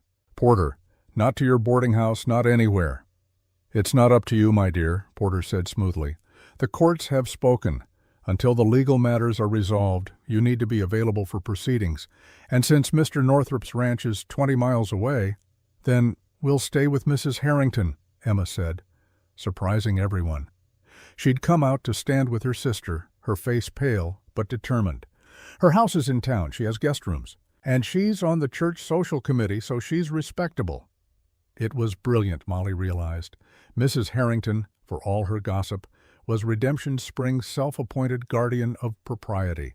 She couldn't refuse to help two young ladies in distress without looking like a hypocrite. Porter's smile tightened. "I hardly think—" "That's an excellent solution," Reverend Miller's voice cut in. He'd ridden up without anyone noticing, his wife beside him in their wagon. "Mrs. Harrington has been saying for weeks how concerned she is about these young ladies' welfare. I'm sure she'd be honored to provide them proper Christian shelter." Porter looked like he'd bitten into something sour. "Sheriff?" Quinn asked. Sheriff Williams shrugged. "Court order just says they need to be in town. Doesn't specify where. Mrs. Harrington's house works fine by me." "Then it's settled," Reverend Miller said firmly. "I'll ride ahead and inform Mrs. Harrington of her good fortune in being able to serve the Lord by helping these sisters." The Reverend's wife hid a smile. Everyone in town knew that Mrs. Harrington couldn't refuse such a publicly stated opportunity to prove her Christian charity without losing face entirely. Porter's jaw worked, but he couldn't argue without revealing his true intentions. "Very well," he said tightly. "But the hearing is scheduled for 3 days from now. The sisters need to be present." "They will be," Quinn said. After the men left, Quinn turned to Molly and Emma. "Pack what you need for a few days. I'll take you into town myself." "Quinn!" Molly started. "I know," he said quietly. "But we don't have a choice right now. We play by the rules, fight this legally, and trust that the truth will come out." "And if it doesn't?" Molly asked. Quinn's eyes were hard as flint. "Then we find another way." 17, Mrs. Harrington's house was exactly what Molly expected. Immaculately kept, stuffed with expensive furniture, and thoroughly uncomfortable. The banker's wife accepted her new guests with tight-lipped courtesy, clearly torn between the social obligation and her disapproval of their situation. "You'll have the 2 guest rooms on the 2nd floor," Mrs. Harrington said, leading them upstairs. "Supper is at 6 sharp. I expect proper behavior under my roof." "Of course," Molly said. "Thank you for your hospitality." After Mrs. Harrington left, Emma sat on the bed and looked at Molly with frightened eyes. "What are we going to do?" "We're going to trust Quinn," Molly said, with more confidence than she felt. "He'll find a way." But that night, lying in a strange bed in a house that felt more like a prison than shelter, Molly wasn't sure she believed her own words. The next 2 days crawled by. Quinn came to visit each afternoon, always with Mrs. Harrington hovering nearby to ensure propriety. They couldn't speak freely, couldn't make plans. They could only sit in the parlor making stilted conversation while the clock ticked toward the hearing. On the 2nd day, Quinn asked to speak with Molly privately. Mrs. Harrington reluctantly agreed, provided the parlor door remained open. "I've been to see a lawyer in Cheyenne," Quinn said quietly. "He reviewed all the documents." "And?" Quinn's expression was complicated, relief mixed with something else Molly couldn't identify. "He found something important, but I need to tell you about it in a specific way, and I need you to trust me." "I do trust you," Molly said. Quinn took a breath. "The lawyer discovered that Porter forged the original creditor's signature on your father's debt papers, which means the contracts he sold at the auction were fraudulent. Legally, you and Emma were never bound to anyone." Molly's heart leaped. "It means you've been free this whole time," Quinn interrupted. "Free to leave, free to choose, free to do whatever you wanted." The words should have filled her with joy. Instead, Molly felt a cold suspicion forming. "When did the lawyer tell you this?" she asked slowly. Quinn looked away. 6 weeks ago, right after I bought the contracts. I had them examined immediately to make sure everything was legal." The world seemed to tilt. "You've known for 6 weeks that we were free? And you said nothing?" "Molly, you let us believe we were bound to you," Molly said, her voice rising despite the open door. "You let us think we had no choice but to stay. Why?" Quinn met her eyes, and in them she saw shame and determination mixed together. "Because if I told you immediately, what would you have thought? That I was trying to manipulate you, earn your gratitude, make you feel obligated to stay? So instead you lied?" "I didn't lie." Quinn said firmly. I just waited. I wanted you to learn who I was through my actions, not my words. I wanted you to choose to stay because you trusted me, not because you felt legally bound or emotionally obligated. Molly stared at him, anger and understanding warring in her chest. That's the most arrogant, noble, stupid thing I've ever heard. I know, Quinn said, but Molly, I needed you to be free, truly free, before anything between us could be real. And tearing up the contracts the other night? Those contracts were worthless pieces of paper, Quinn said. They had been from the moment I bought them, but you didn't know that. And tearing them up in front of you, letting you see me choose to free you, even though I thought they were binding, that was the only way I could prove that your freedom mattered more to me than keeping you bound. Molly's anger deflated like a punctured bladder. Because she understood, God help her. She understood the twisted logic, the desperate attempt to give her choice, while also proving his honor. You're an idiot, she said. I know, Quinn agreed. A well-intentioned idiot, but still an idiot. I know that too. Despite everything, Molly felt a laugh bubbling up. So Porter's claim is completely false? We were never legally bound to him?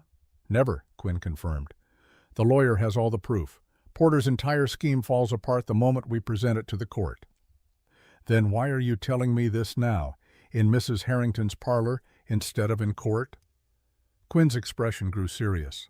Because I wanted you to know before the hearing, I wanted you to understand that when I stand up in that courtroom tomorrow and defend your freedom, it's not because I own you or have any legal right to you. It's because I love you and I choose to fight for you. He stood, preparing to leave. And I wanted you to know that after tomorrow, after Porter's scheme is exposed and you're proven free, you'll have a choice to make. You can stay at North Star, or you can leave. Either way, you'll do it knowing the whole truth. After he left, Molly sat in the parlor for a long time, her mind spinning. Quinn had kept the truth from her for 6 weeks, had let her believe she was bound when she was free. And somehow, that made his proposal of love, spoken over torn, worthless contracts, even more powerful, because he'd given up the illusion of power before he'd known whether she'd stay. That took a kind of courage Molly was only beginning to understand. 18. The hearing was held in the schoolhouse, the only building in Redemption Springs large enough to accommodate the crowd. It seemed like the entire town had turned out to watch. Molly sat in the front row with Emma, Mrs. Harrington on one side, and Mrs. Perkins on the other. Quinn sat across the aisle with his lawyer, a sharp-eyed man from Cheyenne named Mr. Blackwood. Porter sat with Mr. Wallace, looking confident and smug. The territorial judge, a gray-haired man named Thornton, called the hearing to order. We're here to determine the legal status of the contracts of indenture for Miss Molly Winchester and Miss Emma Winchester, he announced. Mr. Wallace, you've made claims of irregularities. Present your evidence.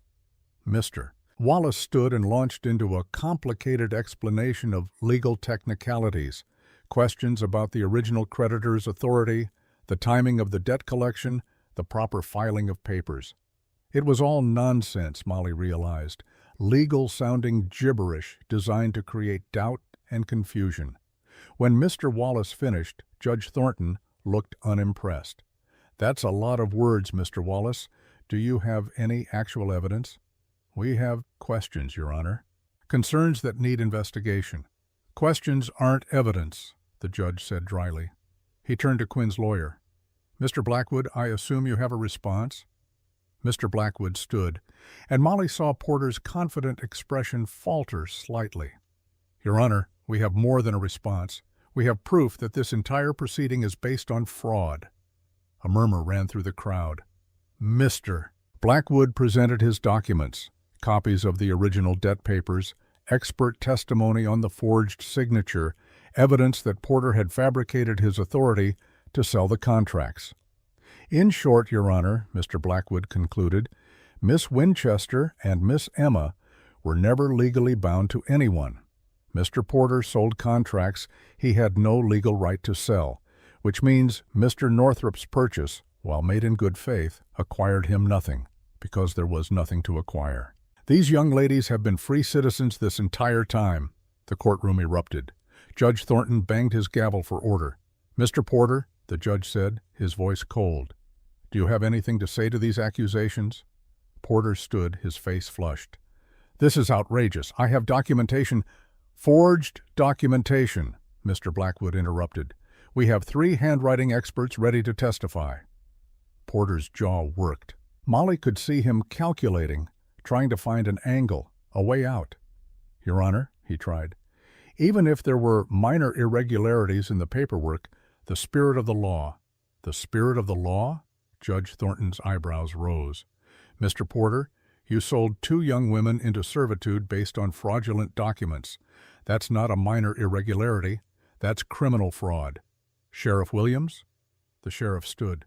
"Yes, Your Honor? I want you to investigate Mr. Porter's business dealings. All of them. If he's done this once, he's likely done it before." Porter's face went pale. Around the courtroom, Molly saw understanding dawn on various faces. How many other women had Porter sold over the years? How many other families had he destroyed? "This hearing is concluded," Judge Thornton declared. "Miss Winchester and Miss Emma are declared free and have been since the death of their father. Any claims of indenture are void and always have been. Mr. Porter, you're lucky I'm not charging you with fraud on the spot. Get out of my courtroom." Porter stood frozen for a moment, his scheme crumbling around him. Then he turned and pushed through the crowd, Mr. Wallace scurrying after him. Molly sat in stunned silence. Free. She'd been free all along. Emma grabbed her hand, tears streaming down her face. "We're free, Molly. We're really free." Quinn crossed the aisle and knelt in front of them. "Are you all right?" "You knew," Molly said. "You've known for 6 weeks." "I know," Quinn said quietly, "and I know that was wrong of me, but you needed me to choose you freely," Molly finished, "without obligation, without debt, without anything but choice." Quinn nodded. Molly looked at this man who'd paid $300 for worthless contracts, who'd maintained perfect propriety even while falling in love, who'd kept a secret for 6 weeks just to give her the power of genuine choice. "You're still an idiot," she said. "I know," Quinn replied. "But you're my idiot," Molly said softly, "if you still want to be." The smile that broke across Quinn's face was like sunrise after a long night. 19. That evening, Quinn asked Molly to ride with him. They left Emma celebrating with Mrs. Perkins and Thomas and rode out across the prairie as the sun set. Molly knew where they were going before they arrived. Alice's grave stood peaceful in the fading light, the wooden cross casting a long shadow across the new grass. Quinn dismounted and helped Molly down. They stood together looking at the grave, and Molly felt the weight of the promise Quinn had made here 6 years ago. "I kept my word, Alice," Quinn said quietly. "I saved them. Both of them." The wind picked up, rustling through the cottonwood leaves like a whispered response. Quinn turned to Molly. "I need to ask you something, and I need you to know there is absolutely no obligation in it. You're completely free. You can leave tomorrow with my blessing and enough money to start anywhere you choose." He took her hands in his. "But I'm asking you to stay, not as my employee, as my wife." Molly's breath caught. "I love you," Quinn continued, "not because you remind me of Alice, not because you're part of a promise, because you're strong and brilliant and kind, because you make this ranch feel like home again, because when I think about the future, I can't imagine it without you." His voice roughened with emotion. "I'm asking, Molly Winchester, will you marry me?" Molly looked at this man who'd saved her from an auction block, given her freedom, and fought for her choice. This man who'd been broken by grief and was learning to be whole again. "I came here in chains," she said. "You gave me freedom." Most men would have expected gratitude, payment, something in return. You expected nothing. She squeezed his hands. "Yes, Quinn Northrup, yes, I'll marry you." The kiss was gentle and filled with promise. When they pulled apart, Quinn rested his forehead against hers. "Thank you," he whispered. Molly looked past him to Alice's grave. For just a moment, she could have sworn she felt a presence. Gentle, approving, peaceful. "She would have liked you," Quinn said, following her gaze. "I wish I could have known her," Molly replied. "Maybe you did, in a way," Quinn said. "Her story brought us together. Her pain gave me the courage to act.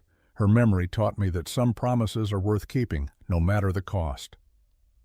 The wind picked up again, warm and sweet, with the smell of prairie grass and wildflowers. It felt like a blessing. "I love you," Molly said, "and I choose you, freely, completely, forever." "Forever," Quinn echoed. They stood together as twilight deepened into night, two souls finding each other against impossible odds, a promise kept transforming into a future built. Behind them, Alice's grave stood silent witness. The debt was paid, the promise fulfilled.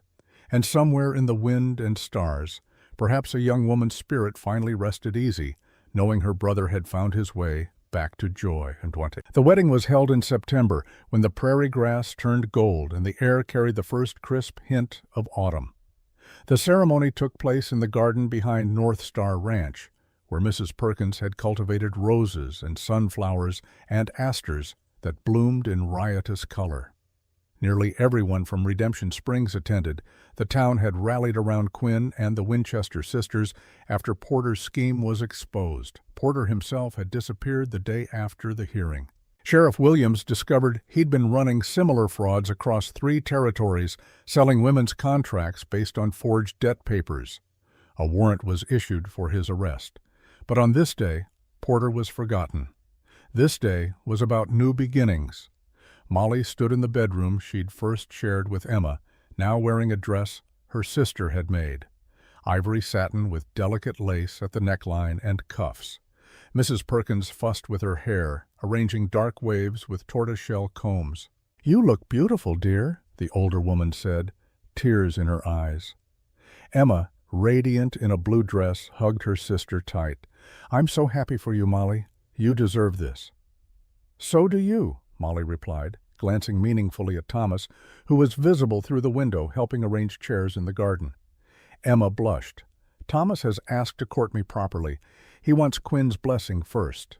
"Which he'll have," Molly said warmly. "You and Thomas belong together." A soft knock came at the door. Mrs. Perkins opened it to reveal Quinn, looking impossibly handsome in a black suit, his dark hair neatly combed. "You're not supposed to see the bride before the ceremony," Mrs. Perkins scolded. "I know," Quinn said, "but there's something I need to give her." He held out a small velvet box. Inside was a delicate gold ring set with a perfect sapphire surrounded by tiny diamonds. "This was my mother's," Quinn said. "She wore it when she and my father homesteaded this land. I've kept it safe all these years, waiting for the right person." Molly's eyes filled with tears as he slipped it onto her finger. "It's beautiful." "Not as beautiful as you," Quinn replied. Then softer, "Thank you, Molly, for choosing this, for choosing me." "Always," she said. 21. Reverend Miller officiated in the garden. Standing beneath an arch Thomas and Emma had woven with willow branches and late-season roses. The guests sat on benches Quinn's ranch hands had built, and the whole scene was bathed in golden September light. Molly walked down the grass aisle alone, no father to give her away. She gave herself, freely and completely, just as she'd promised. Quinn waited at the altar, his eyes bright with emotion. When Molly reached him, he took her hands and held them like they were precious beyond measure. "Dearly beloved," Reverend Miller began. The ceremony was simple and moving. When it came time for vows, Quinn and Molly had written their own.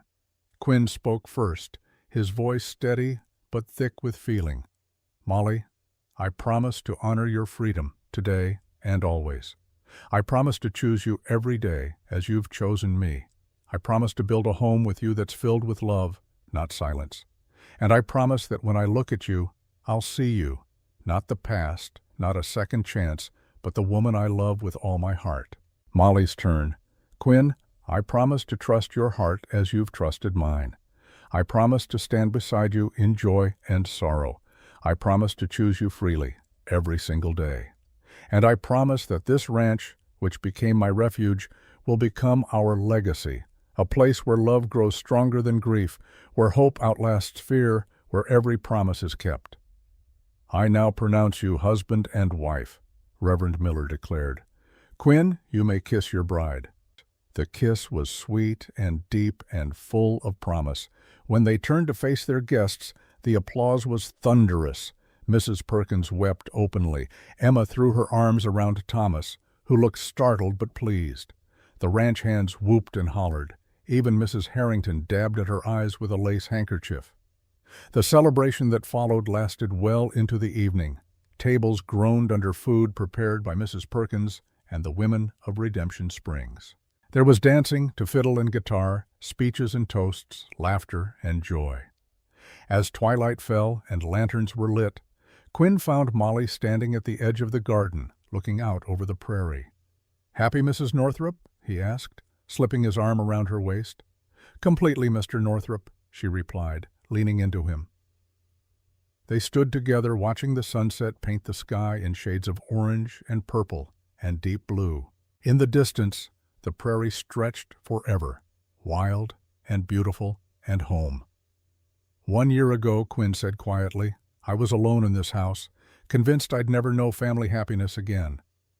"And now?" Molly asked. Quinn pulled her closer. "Now I have everything I never knew I needed. A wife I love, a sister-in-law who's brought light back to this place, a household that feels like family, a future that looks bright instead of empty. We'll fill this house with life," Molly promised. "Children's laughter, holiday gatherings, love that echoes through every room." "I can't wait," Quinn said. They stood in comfortable silence until Emma approached, Thomas at her side looking nervous. "Quinn," the young man said, "could I speak with you for a moment?" Quinn glanced at Molly, who smiled and nodded. "Go on. I think I know what this is about." As Quinn and Thomas walked off toward the barn, Emma linked her arm through Molly's. "He's going to ask permission to court me properly," Emma said, her face glowing, "and to offer for my hand eventually if things go well." "And they will," Molly said confidently. "You and Thomas belong together." "Like you and Quinn," Emma agreed. Then softer, "We did it, Molly. We survived. We found our home." "We did," Molly said, pulling her sister close. "We really did." 22. 1 year later. Spring had returned to North Star Ranch, bringing wildflowers and green grass and warm breezes that carried the scent of renewal. Molly stood in the garden, one hand resting on her swollen belly, watching Quinn repair a section of fence near the corral. Even after a year of marriage, the sight of him still made her heart catch, this strong, gentle man who'd saved her and loved her and built a life with her. He looked up as if sensing her gaze, smiled and set down his tools. Crossing the yard, he came to stand behind her, wrapping his arms around her and resting his hands over hers on her belly. "How are you feeling?" he asked, pressing a kiss to her temple. "Fat," Molly said, "and tired and happy," Quinn laughed. 2 more months and we'll meet our daughter." "Or son," Molly corrected. "Daughter," Quinn said firmly, "with your eyes and my stubbornness." The baby kicked as if in response, and they both laughed. "Alice would have loved this," Quinn said quietly. "A new generation, a baby to spoil." "She does love it," Molly replied. "I feel her sometimes, in the wind and sunlight, watching over us, approving." Quinn was silent for a moment, then, "Thank you." "For what?" "For giving me this," he said. "For taking a broken man and helping him heal. For turning a house full of ghosts into a home full of life. For choosing me every single day." Molly turned in his arms to face him. "You did the same for me. We healed each other, Quinn. That's what love does." They stood together in the garden, surrounded by flowers, and bathed in spring sunshine, a family growing stronger with each passing day. In the distance, they could see Emma and Thomas walking hand in hand across the north pasture, where Thomas was building their house. The young couple would be married in June, and Thomas would become foreman of North Star, taking over from his father. "The ranch is changing," Quinn observed, "growing, becoming something new." "Something better," Molly said. a place where families are built, not broken, where promises are kept, where love matters more than anything else. Quinn pulled her close, careful of her belly. "I love you, Molly Northrup." "I love you too," she replied. And in that moment, with the sun warm on their faces and the future bright before them, Molly thought about the journey that had brought them here. From an auction block to this garden, from terror to trust, from contracts and obligations to choice and love. It had all started with a promise made at a grave. A promise kept had become a family built, and that family would grow and flourish for generations to come. The prairie wind carried the sound of Emma's laughter from across the pasture. Birds sang in the cottonwood trees, and somewhere deep in the earth beneath their feet, the bones of a young woman who'd died too soon rested easy, knowing her brother had found his way home to joy. 23. The sun was setting over North Star Ranch, painting the sky in copper and gold. I finished my story and sat back in my rocking chair, watching the young writer from Denver scribble his final notes. In the yard, Quinn and Molly's 3 children were still playing, their laughter carrying on the evening wind. "That's quite a story, Mrs. Perkins," the young man said. "Almost hard to believe." "Every word is true," I replied. "I was there for all of it." He looked up from his notebook. "And Porter? What became of him?" "Arrested 6 months after the hearing," I said. "Tried and convicted of fraud in 3 territories. Last I heard, he's serving 20 years in the territorial prison. Justice came for him eventually." "And the Winchester sisters? They're both happy?" I smiled. "Look for yourself." Quinn emerged from the house, Molly at his side. Even after 10 years of marriage, they still held hands like newlyweds. Emma appeared from the direction of her house with Thomas and their 2 children, a boy of 5 and a girl of 3. The families gathered in the yard as they did every evening, the children playing together while the adults talked and laughed. This was what North Star had become, not just a ranch, but a home filled with love and life and the sound of children's laughter. Quinn kept his promise, I said to the writer, not just to Alice but to himself. He learned to forgive, to love again, to build something beautiful from something broken. And Molly? Molly learned that trust is possible, even after betrayal, I replied. That love can be freely chosen, not just legally bound. That home isn't a place you're trapped in, it's a place you choose to build. The writer closed his notebook. It's a remarkable story, a real frontier legend. It's more than a legend, I said. It's proof that even the darkest beginnings can lead to the brightest futures. That promises made in grief can become families built in joy. That love, real, honest, freely chosen love, can heal wounds we thought would never close. Quinn looked over and waved. I waved back, my heart full. Thank you for sharing it, the young man said, standing to leave. Come back sometime, sir, I told him. There are more stories where that came from. The frontier is full of them. After he left, I sat alone on the porch as twilight deepened. The children's laughter continued, mixing with the sounds of evening, crickets, a distant coyote call, the whisper of wind through grass. North Star Ranch had been silent for so long after Alice died. Quinn had locked himself away, built walls around his heart, convinced he deserved nothing but loneliness. Then he'd kept a promise, and that promise had brought Molly and Emma into our lives. And they'd brought light and laughter and love back to a place that had forgotten what those things sounded like. Some people might call it providence. Others might call it luck. I called it what happens when honor meets hope, when a man has the courage to keep his word even when it costs him everything, when a woman has the strength to trust again even after being betrayed. I called it love. The kind that's patient enough to wait, strong enough to heal, and brave enough to choose freely. That's the true story of North Star Ranch. That's how a promise made at a grave became a family built in joy. And that, as I told that young writer, is worth remembering. The stars began to appear in the darkening sky. The same stars that had watched Quinn make his promise 6 years before Molly arrived. The same stars that had witnessed an auction block and a rescue and a slow building of trust. Now they looked down on a ranch full of life and love, on children who would grow up safe and cherished, on a family that had been built from the ruins of grief and loss. I closed my eyes and listened to the sound of laughter floating on the wind. And I smiled.